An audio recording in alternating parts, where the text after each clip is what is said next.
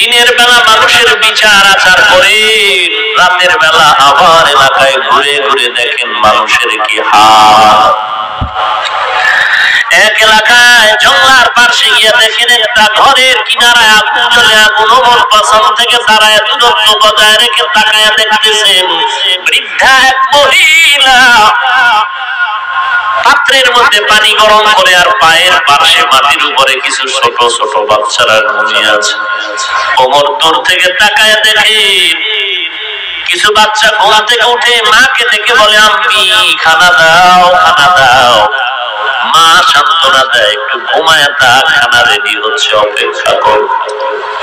আবার বাচ্চাগুলো কান্না করে করে করে করে ঘুমায় গেল। ওমরে ফারুক সালাম দিলেন, কে তুমি? বলে, আমি এক যুবক। বৃদ্ধা মহিলাকে ওমর নামের পরিচয় দিলেন না। মহিলা ডাক দিয়ে বলে, এই রাত্রে কেন আসছো যুবক? বলে, একটু কারো কোনো উপকারে আসে কিনা, একটু উপকার করার জন্য আসে। মহিলা বলে, উপকার কি করবা জানি না, তবে একটু বিচারের কথা জানাই রাখি রে ও বান্দা। আমাদের দেশে নাকি ওমর নামের যুবক শাসন করে, ওমর দেশ চালায়। আমি যদি পারি দুনিয়ার কোন আদালত না হয় হাসরের আদালতে ওমরের জন্য বিচার দায়ের করব, কারণ আমার পেটে খানা নাই, বাচ্চাগুলো ক্ষুধার তৃষ্ণায় কাতরাচ্ছে, ওমর খবর নেয় না। ওমরের বিরুদ্ধে বিচার দিব আল্লাহর আদালতে। ওমর দাঁড়াইয়া দাঁড়াইয়া কথা শুনতেছেন, ওমর পরিচয় দেয় না যে আমি ওমর। মহিলার করুণ কথা শুনে ওমর দেরি না করে দৌড়াইয়া চলে গেলেন বাইতুল মাল অর্থ মন্ত্রণালয়ে। সাথে আছে একমাত্র গোলাম আসলাম। আটার বস্তা বের করে ওমর ডাকিয়ে কইরে, আসলাম আটার বস্তাটা আমি ওমরের মাথায় তুলে দাও। গোলাম আসলাম বলেন, খলিফাতুল মুসলিমিন, অর্ধ জাহানের খলিফা,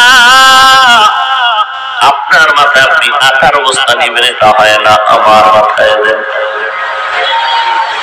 ওমর ডাক দিয়ে কয়, রে আসলাম, তুই কি চাও আমি আসামির কাজ করে আসামি হয়ে দাঁড়াবো? বলে, না না, তো আমার দায়িত্ব আমাকে পালন করতে দে, বাধা দিস, বাধা দিস, বাধা দিস।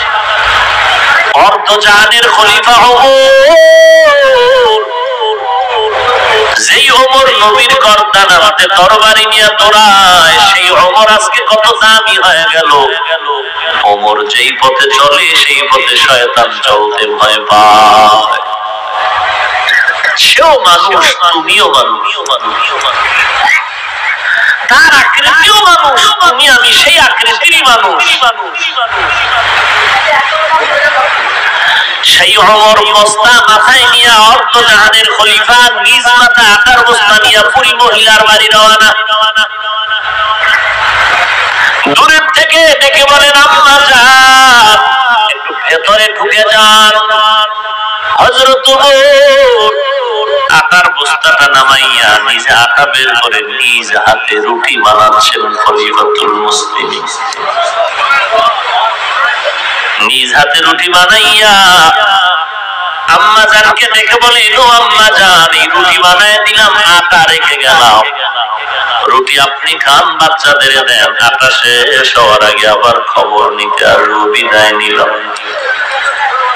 আম্মা জান বলে, যুবক দাঁড়াও, আমি হাত উঁচু করে একটু দোয়া করি তোমার জন্য। আল্লাহ বান্দি বৃদ্ধা মহিলা চোখের পানি ছেড়ে দোয়া করেন, আল্লাহ তুমি যুবকের কবুল করে নেও। যুবক, তুমি যদি আজ আমাদের দেশের মালিকানা থাকতা, তুমি দেশ চালাইতা ওমরের বাদ দিয়া, তাহলে এই জমিন বেহেশতের বাগান হয়ে যেত। ওমর এখনো পরিচয়টা না দিয়ে বিদায় নিয়ে চলে গেলেন। পরের দিন মসজিদে নববীর মধ্যে ওমর জরুরি বৈঠক ডেকে বার্তা বাহককে পাঠায় বললেন, অমুক এলাকার মহিলাকে ডেকে আনো, খলিফাতুল মুসলিমিন ডেকেছে। বার্তা বাহক এসে বলে, যাও তাড়াতাড়ি, খলিফাতুল মুসলিমিন ডেকেছে। মহিলা ভয়ে কাতর, মনে হয় গতকালকের যুবক আমার ঘটনা যে ওমরের আমি খারাপ কথা বলেছি ঘটনা জানায় দিছে, আজ আমার ফাঁসি হয়ে যাবে। মহিলা কান্না করে বাচ্চাগুলো কোলে নিয়ে বলে, মনের মতো মায়ের চেহারাটা দেখে না, আর দেখা হবে না, আজ আমার ফাঁসি হয়ে যাবে। মহিলা কান্না করে করে করে করে বিদায় গিয়ে তাকায় দেখতেছে মাসনাদের মধ্যে গত রাতের যুবক দাঁড়ানো আছে, সেই হযরত মহিলা আরো কাঁপা শুরু হয়ে গেল। ওমর ডাক দিয়ে কয়, আম্মা জান, কোনো ভয় নাই, কোনো ভয় নাই রে মা। একটা পাগড়ি, লম্বা পাগড়ি ওমর হাতে নিয়া একটা মাথা দিয়ে নিজের গলায় পেঁচাইলেন, আর পাগড়ির অগ্রভাগ থেকে বলেন, আম্মা জান, এই মাথা আপনার হাতে নিয়া আমি ওমরের বিচার করেন, ফাঁসি দেন আর যা করেন, কারণ আজ আপনি আসামি না, আমি ওমর আসামি, সময় মতো খবর কেন নিতে পারিনি? আপনি আমি ওমরের বিচার করে দেন, তারপরও চাই না আল্লাহর আদালতে আমি আসামি হয়ে দাঁড়ায় যাব। আল্লাহ তাআলা বারবার বারবার জাহান্নাম থেকে তোরে ডাকলাম, এমনকি পাহাড় পরিমাণও যদি গুনাহ করো, আমি আল্লাহ প্রতিদিন ভোর রাতে প্রথম আসমানে এসে তোকে ডাকি, ও বান্দা তওবা কর, আমি মাফ করে দিব। এরপরেও যদি বান্দা তুই তওবার দরজায় ফিরে না যাও, যদি তুই গুনার বাহাদুরি করো এবং জাহান্নামে যেতে চাও, আমি তোর মতো বান্দার জন্য আমি জাহান্নাম বানায় রাখবো, তোরে আর জান্নাতে দিব না। ফি কুলুবিহিম মারাদুন ফাযাদাহুমুল্লাহু মারাদা, তোর কলবের ভেতরে পর্দা পড়ে গেছে, কালো রঙের চশমা লাগায়া স্টেজের মধ্যে বসে দেখবি সব বাতি কালো। কালো রঙের চশমা লাগায় যদি বলো বাতি কেন কালো, সাদা টুপিওয়ালাদের যদি বলো মাথার টুপি কেন কালো, ওরে বান্দা তোরে আঙ্গুল তুলে কে বলবে বাতিও কালো না, টুপিওয়ালাও কালো না, তোর চোখ কালো, তোর চশমা কালো, তোর অন্তর কালো। তোরে কে উল্টা বলবে? তুই এত বারবার চ্যালেঞ্জ করে যেহেতু জাহান্নামে যেতে চাও, তোর মতো গাদ্দার যারা এদের জন্য জাহান্নাম বানায় রাখছে। কিন্তু আমি চাই না, আমি চাই না তুই জাহান্নামে যাবি। মা বাপ চায় না সন্তান খারাপ হবে, হইলে আর কি করার? বিপদে পড়লে তোর চিন্তা তুই করবি, আমার চিন্তা আমি করব।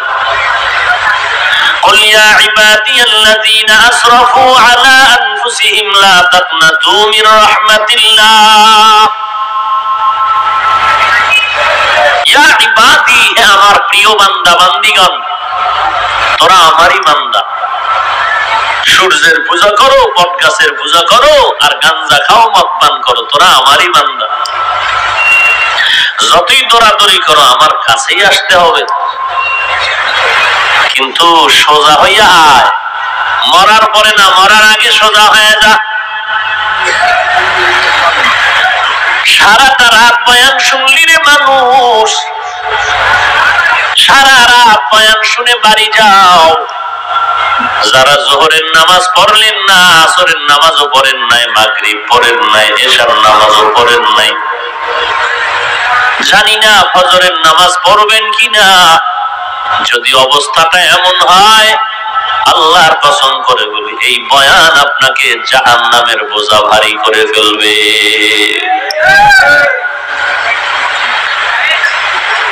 আসর নাই, মাগরিব নাই, এশা নাই। নবী বলেন মুসলমান আর কাফেরের মধ্যে ব্যবধান নামাজ। বেঈমানেরা নামাজ পড়ে না, আর মুসলমান কখনো নামাজ ছাড়ে না। এরপরও গুনাহ তো করছো, শয়তানের ধোকায় পড়ে করবি কি? আল্লাহ বলে তওবা কর, জীবনের সব গুনাহ মাফ করে দিবে। তওবা মানে চোখের পানি ছেড়ে ওয়াদা কর, গলায় ছুরি আসবে আর নামাজ ছাড়ব না।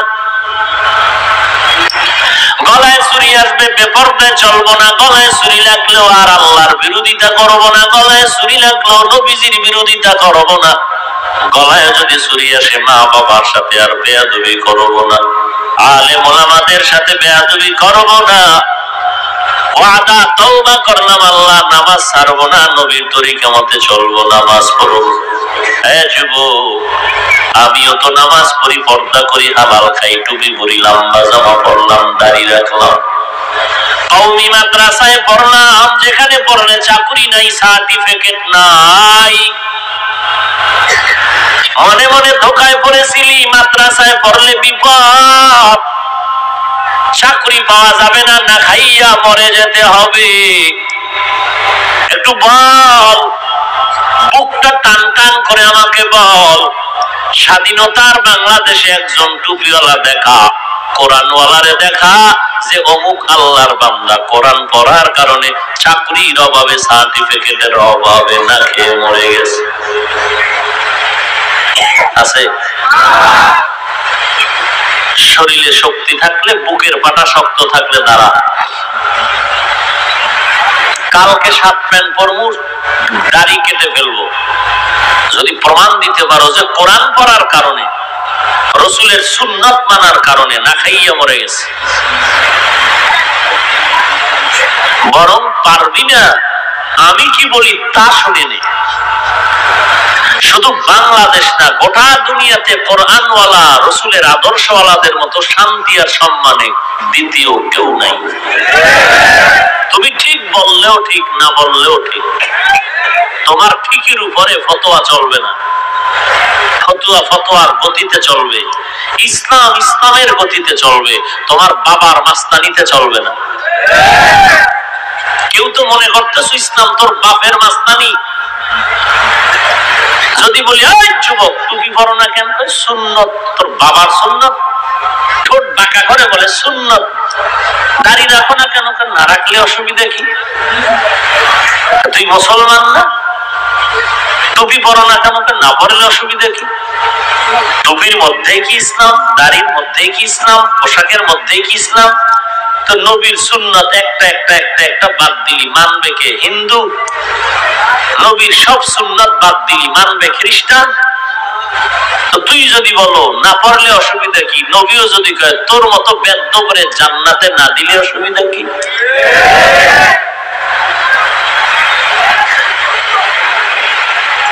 নবীজির এই সুন্নতের আমলে আদর্শগুলো উম্মতে মুহাম্মদী মানবে না তো কে মানবে?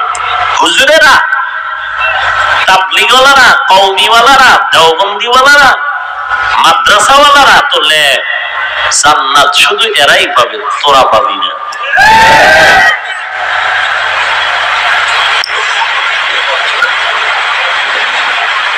আল্লাহ বলেন তওবার দরজা খুলে রাখলাম, তওবা কর। পাহাড় সম পরিমাণ গুনাহ করেছো, তওবা কর। চোখের পানিটা গালের নিচে আসার আগে সব গুনাহগুলো মাফ করে দিব। যারা ভাবতেছো তওবা করুন, ঠিক আছে, এই অবস্থায় জান্নাতে যাওয়া কষ্ট হবে, তবে একটু সময় লাগবে, বিয়ে করার পরে।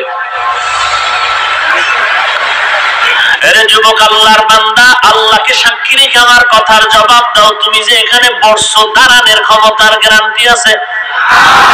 দাঁড়াইতেছো, দাঁড়ানোর পরে হাঁটার ক্ষমতার গ্যারান্টি আছে? হেঁটে হেঁটে ঘর পর্যন্ত যাওয়ার কি গ্যারান্টি আছে? মোনাজাত করতেছি বলে হুজুর দোয়া করবেন। একদল যুবক আল্লাহর গোলাম বয়ানে আসার পথে রাস্তায় অ্যাক্সিডেন্ট হয়ে মারা গেছে, দোয়া করবেন।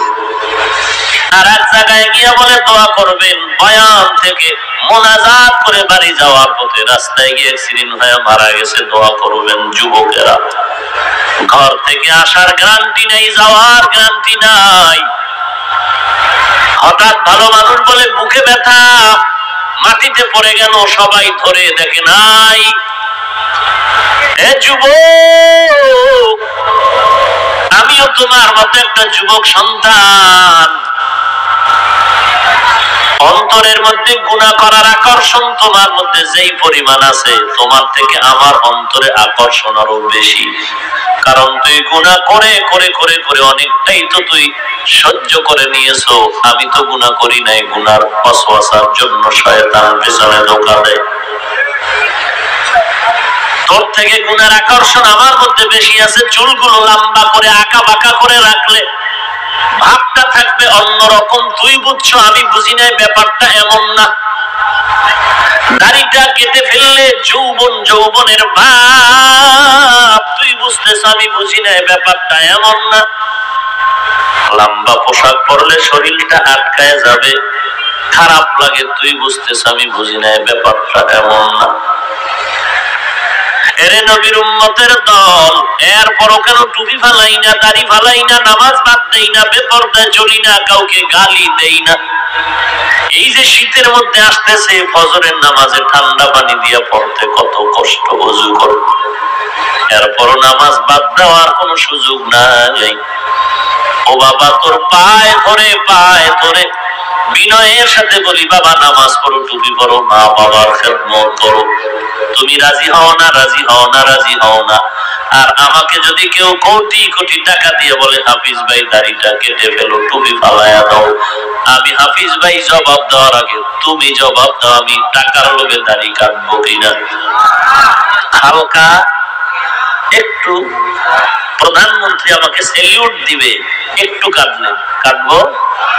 হ্যাঁ, এবার একটু বিবেক দিয়া চিন্তা কর। কুত্তার বিবেক নাই, ভালো মন্দ যাচাই করার কুকুরের মধ্যে বিবেক দেয় নাই, গরু ছাগলের মধ্যে দেয় নাই।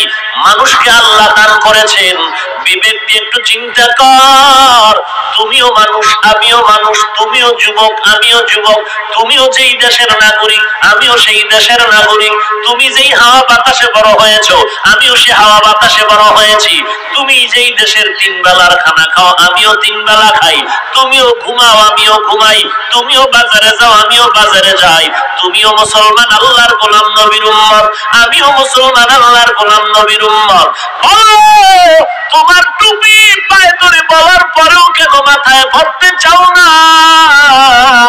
আর আমাকে টাকার লোভ দেখাইলো কেন টুপি ফেলতে চাই না? কারণটা কি রে যুবক? এই কারণটা যদি একবার ভেবে চিনতে পাওয়া যাইতি, গলায় ছুরি আসতো, নামাজ বাদ দিয়া ঘুমাতে পারতি না। ওই ভাবনা আসে নাই, এ কারণে কানের মধ্যে হিন্দি গানের তার লাগায়া ঘুমের সময় কানের মধ্যে গান শুনো আর ঘুমাও। যদি অন্তরে ভয় থাকতো, ঘুমের মধ্যেও তো অনেকের মরণ হয়ে যায়। আমার যদি আজ ঘুমের মধ্যে আজরাইল এসে দেখে কানের মধ্যে গানের তার, এই ভাবনাটা যদি একটু বালিশে মাথা লাগায় ভাবতি, তো জিন্দেগিতে কানের মধ্যে গানের তার লাগায় গান শুনতি না রে যুবক। চিন্তা নাই রে বাবা, কোনো ভাবনা নাই, খাইতেছো, ঘুরতেছো, মনের আনন্দ করতেছো, মোবাইল চালায় চালায় রাতের আরামের ঘুম নষ্ট করতেছো, সুন্দর দেওয়া আল্লাহর দেহটারে নষ্ট করে ফেলতেছো, যৌবন দেওয়া আল্লাহর নষ্ট করে ফেলতেছো, চোখের পাওয়ার নষ্ট, কিডনি নষ্ট, হাত দুর্বল, ব্রেন নষ্ট, চরিত্র নষ্ট করে ফেলতেছো। খবর নাই, এক সময় কান্না করবি, কান্না করার কারণ তারপরে এই জিন্দেগি আর ফিরিয়া পাবি না রে বাবা। আল্লাহ বলেন, যত অন্যায় করেছো, আয় আয়, আমি আল্লাহ তওবার দরজা দিয়া ডাকলাম। আমার বান্দা যারা, তাড়াতাড়ি আয়, আমি আল্লাহর দরবারে তওবা কর। আমি আল্লাহ তওবা করার, তওবা কবুল করার জন্য আমি প্রথম আসমানে এসে ডাকতে থাকি। ও বান্দা, কার কি দরকার? চাইতে দেরি হবে, পাইতে কোনো দেরি হবে না। ইয়া আইয়ুহাল্লাযীনা আমানু, ও দুনিয়ার মুমিন, তুবু, তওবা করো, ইলাল্লাহ, আল্লাহর কাছে, তাওবাতান নাসুহা, কঠিন তওবা, যেই তওবার উপরে মজবুত হয়ে যাবা, গলায় ছুরি আসলে ওই গুনাহ করবা না। কারণ আল্লাহ পাক বলেন, আমরা যে ভালো খারাপ, ইসলাম যে ভালো খারাপ, এগুলোর মাপকাঠি হলো আল্লাহর কোরআন। ওলামায়ে কেরাম কোরআন দিয়ে বয়ান করে, সাহাবায়ে কেরাম বয়ান করলেন, নবীজি বয়ান করলেন, ওই কোরআন আজও আছে। বলো হে যুবক, আল্লাহর কোরআনের মধ্যে একটা অক্ষরের কোনো ভুল আছে নাকি? বলো। তুমি তালাশ না করেই বইলা নাই, তালাশ করে দেখছো দুই একটা? তোমার থেকে বড় বড় বেঈমানেরা কম অপচেষ্টা করে নাই কোরআনের ভুল বের করতে যাওয়ার জন্য, কিন্তু কেউ পারে নাই। বরং কোরআনের ভুল বের করতে গিয়ে নিজেদের ভুল ধরা পড়লো আর কালেমা পড়ে ফেললো। যুবক, আল্লাহর কোরআন যদি তোর বিবেক বলে সত্য, কোরআনের মধ্যে জান্নাতের বয়ান আছে না নাই? এই বয়ান মিথ্যা। জাহান্নামের বয়ান আছে না নাই? মিথ্যা। বলো বলো। জাহান্নামের বয়ান সত্য, জান্নাতের বয়ান সত্য। জান্নাতে কারা যাবে, জাহান্নামে কারা যাবে, তাও আল্লাহ কোরআনে বলেছেন, এ কথাও সত্য। জান্নাতে কারা যাবে, আল্লাহ তাআলা বলেন, ইন্নাল আবরারা লাফি নাঈম ওয়া ইন্নাল ফুজ্জারা লাফি জাহিম। নেক আমলওয়ালা জান্নাতে যাবে, গুনাহগারের দলেরা জাহান্নামে যাবে। নেক আমলওয়ালা জান্নাতে, গুনাহগারেরা জাহান্নামে। এখন যুবক, তুমি কোরআন নিয়ে নিজের হিসাব মিলায় দেখো, তুমি জান্নাতের পথের পথিক নাকি জাহান্নামের পথের পথিক? তোমার আয়নার সামনে দাঁড়ায় পুরো বডিটারে চেক করো, মাথার চুল থেকে পায়ের তালু পর্যন্ত দেখো নবীর সুন্নতের আমল আছে কিনা। চুলের দিকে তাকাও, তোমার চুলগুলো মদিনার নবীর তরিকায় নাকি ক্রিকেটারের তরিকায় ইন্দুর আর বান্দর হয়ে গেছো চুল কেটে। যদি দেখো না নবীর তরিকায় তোর চুল কাটতে পারো নাই, রাখতে পারো নাই, কাগজে কলম দিয়ে লেখো, চুলের ক্ষেত্রে তুমি নবীর বিরোধী দুশ্মন হয়ে আছো। আঙ্গুলের নখগুলি দিয়ে তাকাও, নবীর তরিকায় কাটলা কি রাখলা। যদি দেখো না না নবীর তরিকায় নখ রাখো নাই, কাটো নাই, কাগজে লেখো নবীর সুন্নাত, তুমি নখের কাটার বেলায় বিরোধিতা করেছো। ওরে বান্দা, এরকম একটা একটা একটা একটা তুমি হিসাব করে দেখো, তুমি গুনাহের পথে আছো নাকি নেক আমলের পথে আছো। যদি তোমার কাগজের রেজাল্ট বের করে দেয় তুমি নেকের আমলের পথে নাই, গুনাহের পথে আছো, তাহলে তুমি নিশ্চিত জেনে নাও জাহান্নামে যাইবা কি না জানা নাই, তবে জাহান্নামের পথের পথিক হয়ে আছো। ওই পথ থেকে যদি ফিরতে চাও, একটা ট্যাবলেট যদি খাও, জাহান্নাম থেকে ফিরতে পারবা। ওই ট্যাবলেটের নাম হলো চোখের পানিওয়ালা তওবা। চোখের পানিওয়ালা তওবা। কান্নাও নাই, তওবাও নাই।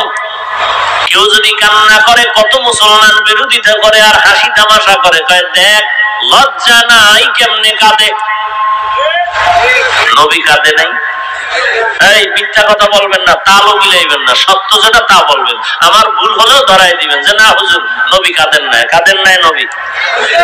জোরে কন। আবু বকর, ওমর, সব সাহাবা, 10 জন সাহাবা জান্নাতের টিকিট প্রাপ্ত দুনিয়াতেই জিন্দা হালাতে।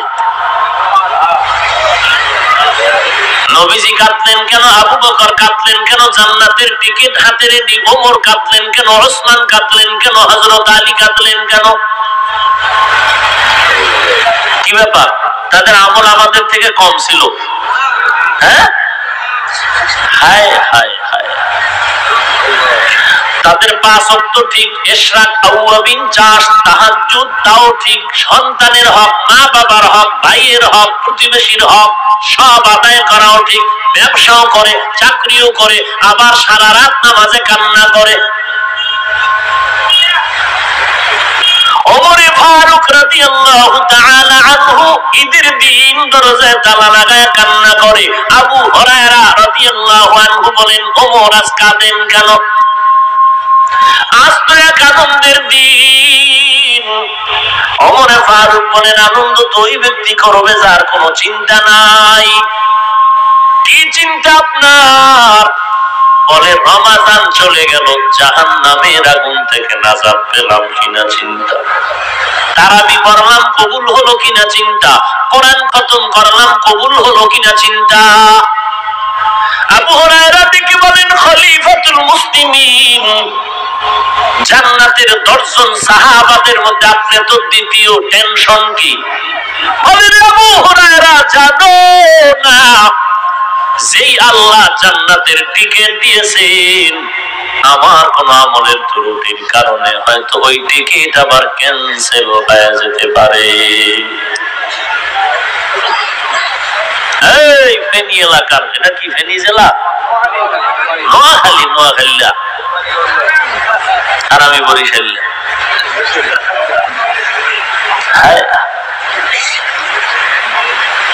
ওমরের মতো ব্যক্তি যদি কান্না করে ঈদের দিন, তুমি কে আমি কে? কি বাহাদুরি ভাব নিয়ে আছো রে যুবক!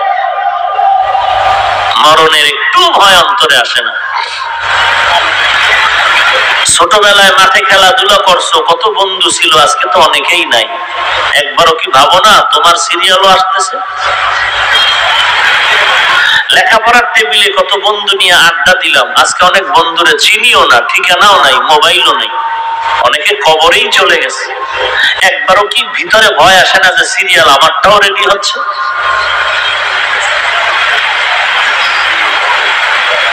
আহা,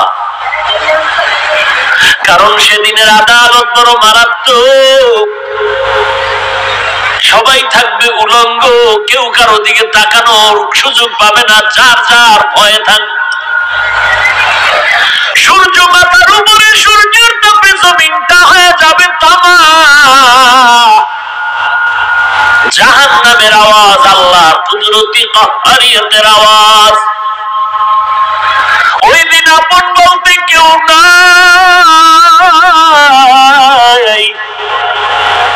এমন একটা কঠিন দিন, হাসরের দিন। নবীরা পর্যন্ত বেকারার হায়া চিৎকার চিল্লাইবেন আর কাঁদবেন, উম্মতের ভুলে যাবে। জাহান্নামের আওয়াজে হাসরের ময়দানটা থর থর করে কেঁপে উঠবে। ওরে আল্লাহ, নবী বলবেন আল্লাহ জাহান্নামকে ফিরাও। আল্লাহ বলবেন ফেরেশতা 70,000 শিকল লাগায় জাহান্নামটারে ধরে রাখ। জাহান্নামের গলায় 70,000 শিকল লাগায়, এক একটা শিকলের গোড়ায় 70,000 ফেরেশতা টেনে টেনে পেছন দিকে নিতে চায়। জাহান্নাম আল্লাহর আদালতে আগাতে চায়, ধরে রাখতে পারে না। আমার নবী সিজদায় পড়ে কাঁদবেন, আল্লাহ আমার একটা উম্মত যেন জাহান্নামে না যায়। আমার একটা উম্মত যদি জাহান্নামে যায়, আমি নবী জান্নাতে যাব না। আল্লাহ ডেকে বলবেন নবী মাথাটা উঠাইয়া দেন, কাঁদবেন না রে নবী, আমি জাহান্নামটারে দূরে সরায় দিচ্ছি, বিচার শেষ করে উম্মতের ফিরায় দিব। নবী মাথা উঠাইবে, আল্লাহ তাআলা কুদরতি হাতে একটু পানি দিয়া ফেরেশতাকে বলবেন, ও ফেরেশতা এই সামান্য পানিটা জাহান্নামের গায়ে ছিটায়া দাও। জাহান্নামের গায়ে ছিটায়া দেওয়া মাত্র জাহান্নাম পেছনে দৌড়াতে থাকবে। ফেরেশতারা বলবেন আল্লাহ 70,000 শিকল লাগাইয়া যেই জাহান্নামটারে ধরে রাখতে পারি না, এমন একটু সামান্য কি পানি দিলেন, জাহান্নাম দৌড়াচ্ছে পেছনে। এটা কোন বরকতের পানি রে আল্লাহ? এটা কি কাউসারের পানি, নাকি এটা জমজমের পানি, নাকি এটা আবে হায়াতের পানি, নাকি দুনিয়ার কোন মহাসমুদ্রের পানি? আল্লাহ তাআলা বলবেন না না, এটা জমজমের পানিও না, কাউসারের পানিও না, আবে হায়াতের পানিও না, এটা দুনিয়ার কোন সমুদ্রের পানিও না। এই পানি হলো আমার দুনিয়াতে আমার মায়ার নবীর উম্মতের চোখের পানি। গুনাহগার উম্মতেরা কান্না করেছে জাহান্নামের ভয়ে, ওই চোখের পানি আমি আল্লাহ জমা করে রাখলাম। এর যুবক তুইও 3 বেলা খানা খাওয়া, আমিও খাই, আমিও ঘুমাই, তোর দিন রাত চলে যায়, আমারও চলে যায়। ও যুবক ভাই, আজকে যদি শার্ট প্যান্ট টাই লাগায়া মাস্তানি করতাম, কেউ বাধা দিত না রে বাবা। এত টুপির কারণে গালি, দাড়ি রাখার কারণে গালি, মাদ্রাসায় পড়ার কারণে গালি, কোরআন পড়ার কারণে গালি, মানুষ বাঁকা নজরে তাকায়, এরপরও টুপি ফালাই না, দাড়ি ফালাই না, নামাজ ছাড়ি না রে বাবা। কারণটা কি? একমাত্র কারণ আল্লাহর কোরআন সত্য, নবীর কথাও সত্য। গুনাহগার হইয়া যদি কবরে যায়, মায়ার নবী বলতেছেন, গুনাহগার কবরে যাওয়ার পরে কবরের 2 পাশের মাটির চাপ শুরু হয়ে যাবে। একটা নয়, দুটো নয়, 70 থেকে 99টা সাপ কবর ভরে যাবে।